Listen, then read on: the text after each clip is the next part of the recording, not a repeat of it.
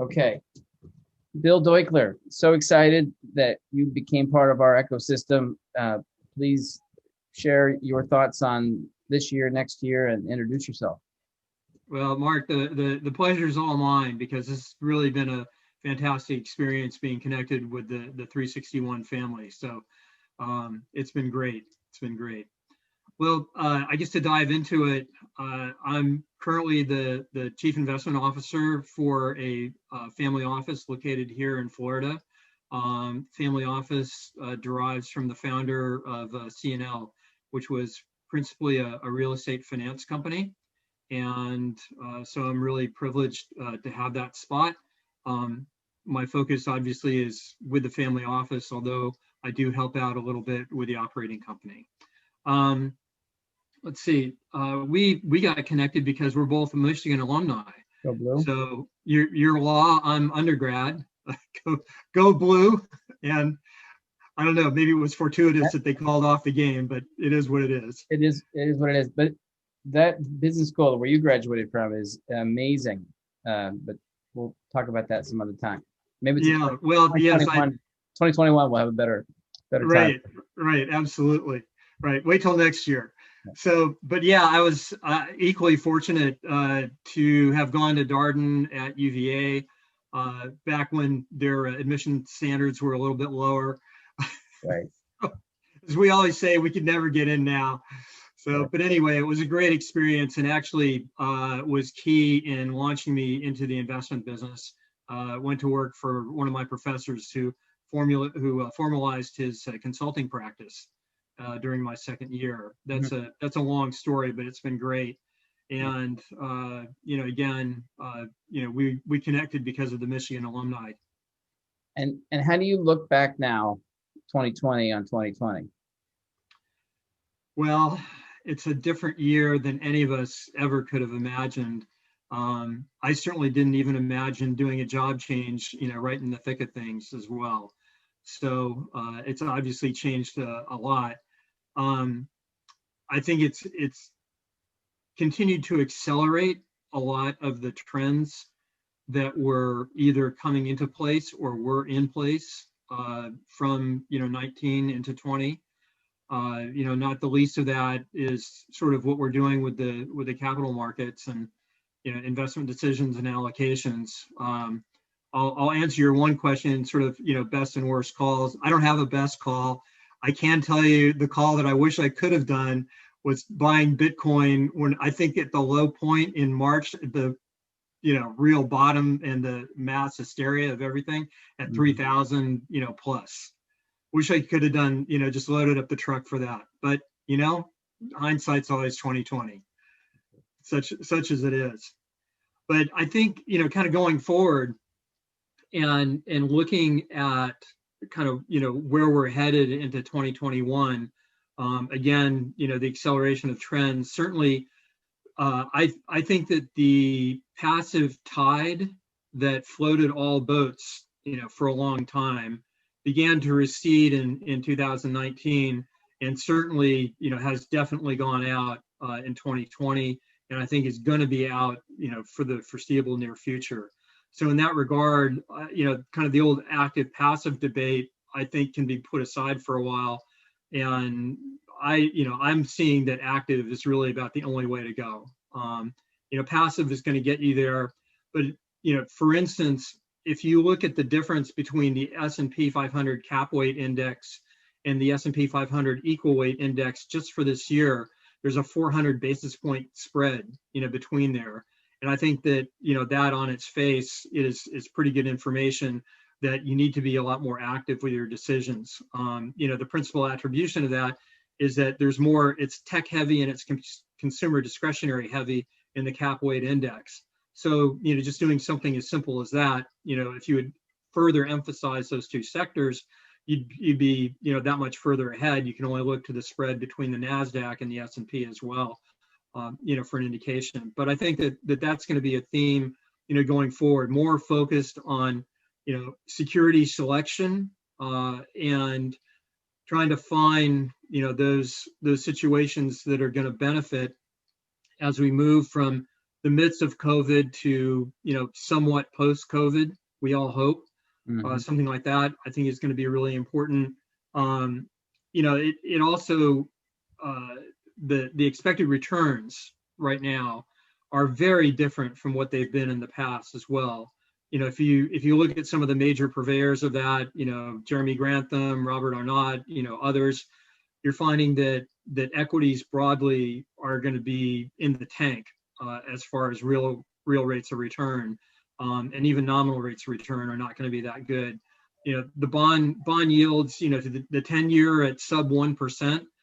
The best forecast for bond total return is the current yield to maturity. So we're talking 1% for bonds.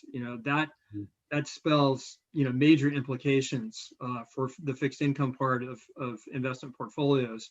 So not that the model that gives us the typical 60-40 portfolio is broken, but the returns have been so compromised that go into that model that I think we're going to have to think very differently about how we do asset allocation going forward. And I think, once again, the emphasis is going to have to be, much more active types of approaches. You're going to have to look at, more highly idiosyncratic types of strategies or opportunities for that. That in turn is going to have a big impact on how we view risk management. And, I think that there's going to be an even higher premium on risk analysis and then subsequent risk management, because you're dealing with a broader spectrum of risk. You just can't lay it off on what the kind of gross systematic risk might be of a particular asset or strategy. You really, if you're going to be putting together more idiosyncratic strategies, you're going to have to look at the idiosyncratic risks and make sure that optimally, those are orthogonal, to what you've got in the rest of the portfolio. So things are going to be really, really different going forward. But I think in addition to the challenge that presents, I think there's tremendous opportunity, to go forward. In the prompting, you asked about, sort of private versus public, and I think private assets are really going to be a great place. You're going to have to be very selective. I think smaller managers are going to be more important. Looking at individual deals, that much more important. I think that the whole conversation about general private equity versus venture is going to be a very interesting discussion to have.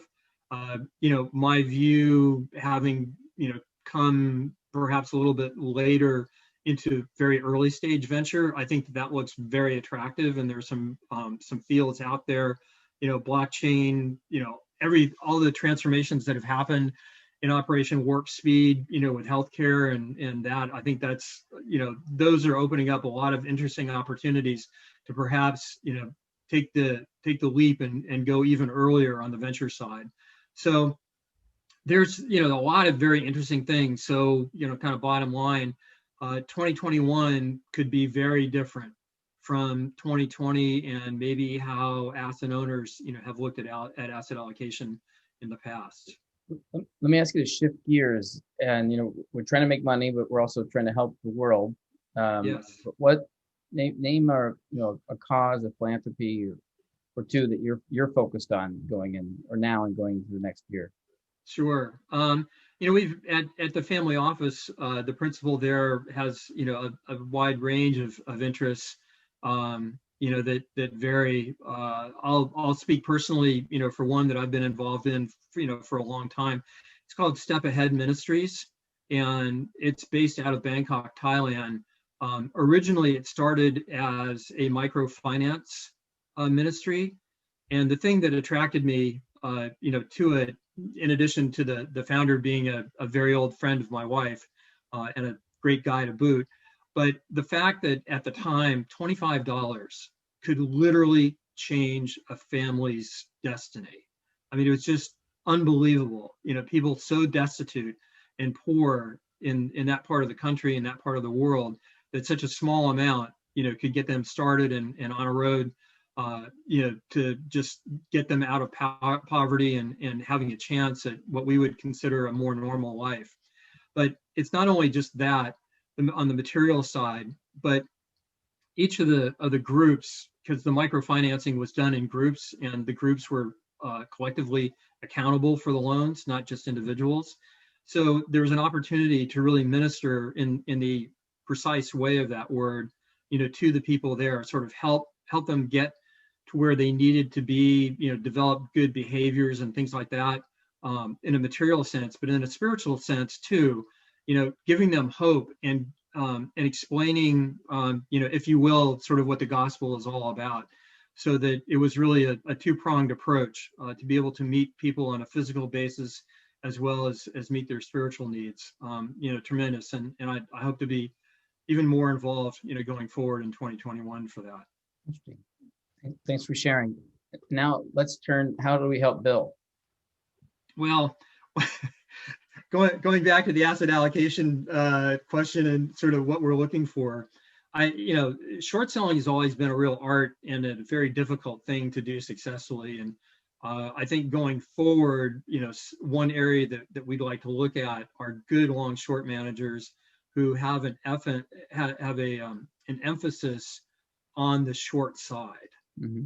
And there aren't very many of those out there. So people know of somebody who's really good, let me know, because typically you've got a good one on the long side and a good one on the short side, and never the two shall meet. You had another ask earlier in the year, which was sort of tracking your, various investments through managers or deals. Was that fulfilled? Yeah, actually, and I've got to credit you and the organization for making the connection there. I've connected with another family office whose principal is a real techie and actually is in the process of building out his own system, but that has kind of taken on a life of its own. So they're actually looking to commercialize it, and I'm hopeful that we'll be involved with them as they move forward in that venture. We're very excited about it. So one of their beta external clients already in a way. Yeah. We're moving in that direction. Well, keep the rest of us in mind as you grow. You bet. What's the one word for 2021 you got for us? Yeah, well, I'll take your prompting literally and say the word that I wish to associate with 2021 is optimism. The word that I will probably have to use for 2021 is circumspect. So you can put them together. Yeah. I mean, I hope to be optimistic and be wise about that. But 2021 could be like really, really different. Just on the political side. If indeed Biden is inaugurated, I think that the U.S. world is going to look different than the Trump world was. I mean, that's probably no news, but it has a lot of implications for things, and I think that we need to be circumspect about how those changes are going to filter through. I think, we need to be circumspect because even though I would say at this point, things are looking, more positive than not, the virus is a weird thing. The outcome of the economic consequences of the lockdowns and all that kind of thing, is the vaccine going to do well? Is it not going to do well? There's still potholes out there that I think people are sort of looking beyond, but when you're actually driving down the road, you got to be careful. So I think circumspect is going to be the operative word, even though I'll maintain the optimistic viewpoint. Fair enough.